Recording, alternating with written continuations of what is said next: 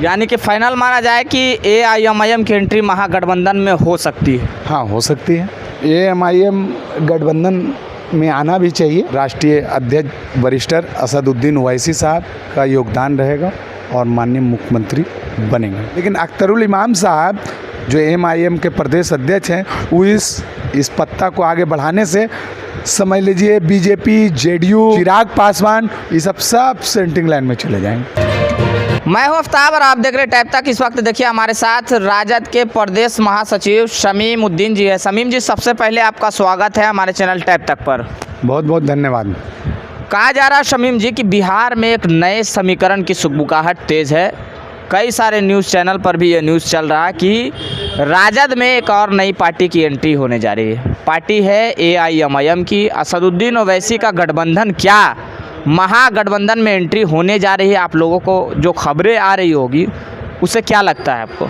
बिहार सदर अख्तरुल इमाम साहब जिन्होंने महागठबंधन में आने का अपना इच्छा जाहिर किए और हम लोगों की जो पार्टी है वो कंटिन्यू इस बात पे चर्चा चल रही है। चर्चा में कहीं न कहीं ऐसा लग रहा है कि गठबंधन 2025 में होना है।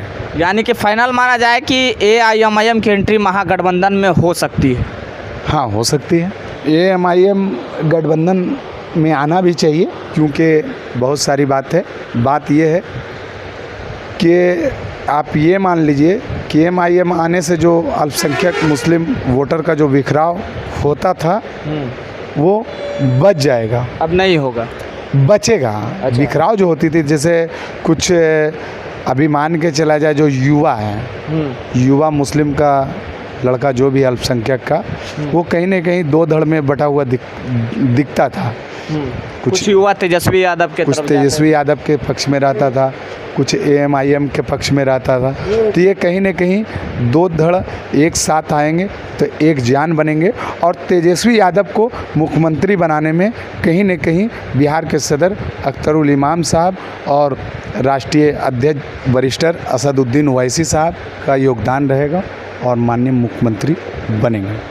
तो तेजस्वी यादव मुख्यमंत्री बनेंगे एआईएमआईएम के समर्थन से, लेकिन सीट शेयरिंग को लेकर के कहा जा रहा है कि पेच फंसा हुआ है।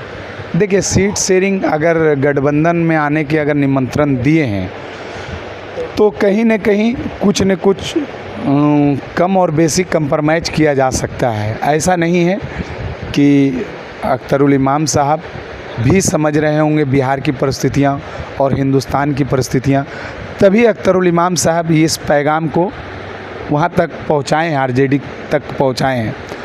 तो इससे अख्तरुल इमाम साहब को भी कंप्रोमाइज़ करना होगा और इंडिया गठबंधन को भी कंप्रोमाइज़ करके सीट शेयरिंग में जो एक मुनासिब होनी चाहिए वो देना चाहिए।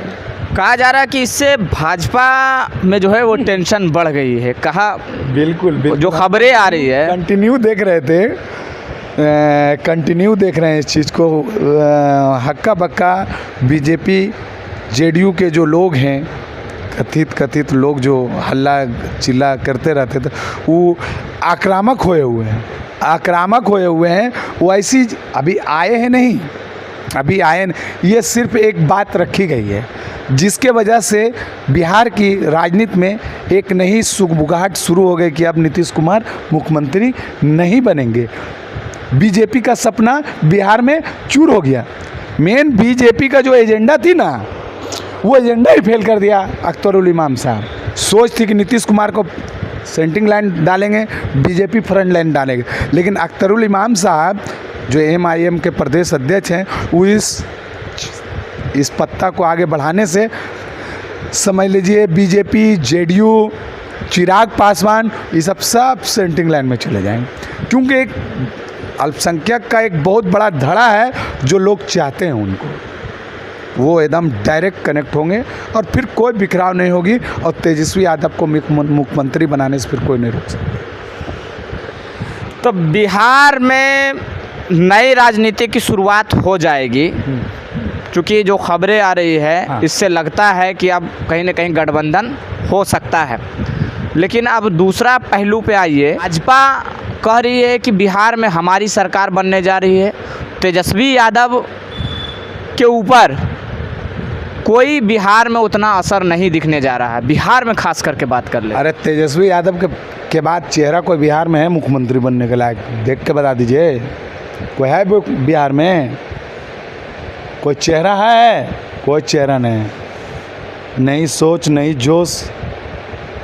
तो यही लालू यादव को तो कहते हैं कि चारा चोर की पार्टी है, कहते हैं ना जी भाजपा वाले लोग। अरे आप ही को तो कहते हैं कि मेरे भाजपा वाले अपने पर्दे के अंदर झांक के देखे ना, कितने चोर है, बलात्कारी उसके में है, घोटालाबाज उसमें है। ऐसा थोड़ी है कि नहीं है। कौन ऐसा राज्य है जिसमें बीजेपी की सरकार है जहां घोटाला नहीं हुई? अभी मध्य प्रदेश की बेटी बचाओ बेटी पढ़ाओ की घटना चल रही थी, जो मैंने अपने सोशल मीडिया के माध्यम से देखा, उसमें जो दिखाई दिया वो तो भाजपा का क्या बोला जाए, ऑन रोड शर्मिंदगी का भी हद होता है। एक भी जवाब कोई भी बड़ी चैनल, बड़ी मीडिया या बड़ी समझ लीजिए बीजेपी का कोई भी पदाधिकारी कोई जवाब दे पाया उस वीडियो के आधार पे? आप बोलते हैं चारा चोरी। ये सब 25 साल पहले की घटना है। वो एक ही चीज़ को कुरसते हैं, ऐसा कुछ नहीं है। और जो अगर थी उसके लिए कोर्ट थी, कोर्ट बैठी, सजा हुआ, प्राप्त हुआ। इस सब कहानी को छोड़ दीजिए। नई सोच, नई जोश के साथ तेजस्वी यादव बिहार के मुख्यमंत्री बनने जा रहे हैं।